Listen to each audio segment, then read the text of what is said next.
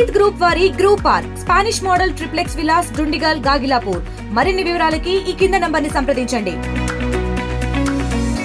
అందరికీ నమస్కారం.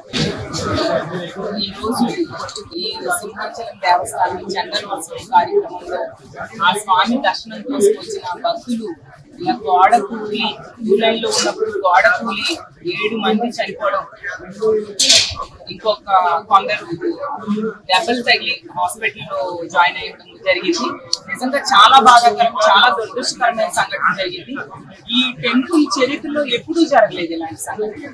అసలు మనం తీసుకుంటే ఈ చందనోత్సవం కోసం మన రాష్ట్రంలో ఉన్న భక్తులే కాదు, చుట్టుపక్కల రాష్ట్రాలు ఒరిస్సా నుంచి కూడా వస్తారు.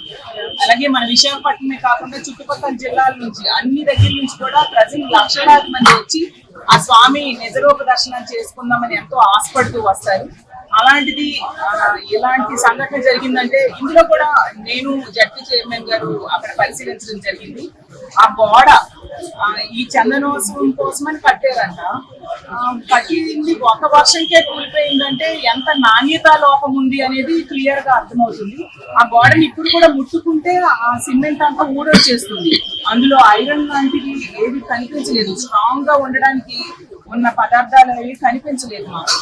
అంటే ఎంత నాణ్యత తక్కువతో ఎందుకు కట్టారు, ఎవరు కట్టారు, భక్తుల ప్రాణాలతో ఎందుకు చెలగాటం ఆడుతున్నారు అర్థం కాని పరిస్థితి.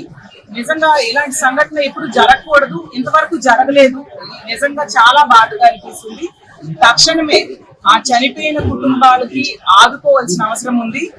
4 మగవాళ్ళు 3 మహిళలు చనిపోయారు. వాళ్ళ మీద ఆధారపడిన కుటుంబాలు ఉంటాయి. తక్షణమే ఎక్స్గ్రేషియా ప్రభుత్వం ప్రకటించాల్సిన అవసరం ఉంది. అలాగే గాయపడిన వాళ్ళకు కూడా మెరుగైన వైద్యం అందేట్టుగా చేయాల్సిన బాధ్యత ప్రభుత్వం మీద ఉంది. ఇలాంటి సంఘటనలు రిపీట్ కాకుండా కూడా చూడాల్సిన అవసరం మాత్రం ప్రభుత్వం మీద ఎంతైనా ఉంది. ఎందుకంటే సామాన్యులకే పెద్దపేట వేస్తామనేసి తెగ ఓదరగొట్టారు గత వారం 10 రోజులుగా చూస్తుంటే. మరి సామాన్య భక్తులే ఆ క్యూ లైన్ లో ఇలా చనిపోవడం అంటే చాలా బాధాకరం. ఇది ఎవరు హర్షించరు.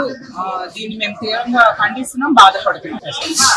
క్లియర్ గా ప్రభుత్వ నిర్లక్ష్యం ఉందండి. ₹1 అయినా ఖచ్చితంగా ఒక్కొక్క పర్సన్ కి ప్రకటించాలని మేము కోరుకుంటున్నాం. మరిన్ని వీడియోస్ కోసం ఛానల్ ని సబ్స్క్రైబ్ చేయండి. లేటెస్ట్ అప్డేట్స్ కోసం వాట్సాప్ ఛానల్ ని ఫాలో అవ్వండి. ఆ లింక్ డిస్క్రిప్షన్ లో ఉంది.